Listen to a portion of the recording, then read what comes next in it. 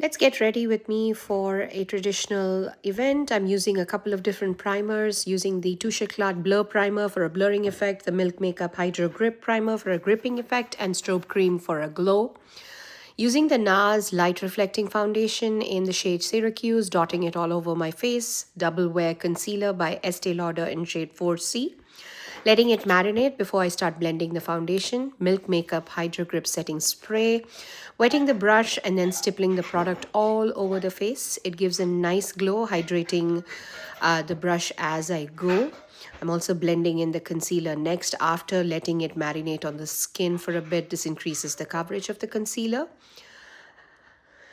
And as you can see, I'm using only dabbing motions, not swiping either of these. Using the LYS bronzer stick on my cheekbones, a little bit of the forehead and the jawline. This actually serves as both a bronzer and contour. The shade is perfect. It's kind of neutral, so it gives me a chiseled effect. Blending it well so that there are no harsh lines.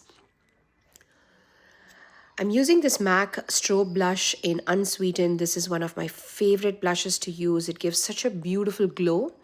It's also blurring enough. Again, stippling the product in, just adding a little more because I wanted that to pop.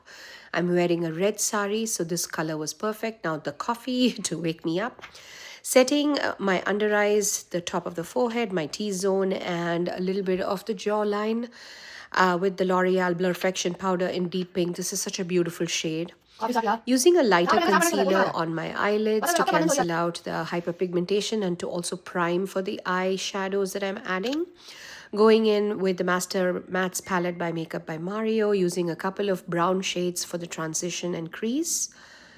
I'm using the Danessa Myricks Color Fix in Goldmine for that pop of shimmer on my eyes, brushing out all the product from my eyebrows. Using the Rare Beauty highlight in Exhilarate, beautiful champagne color.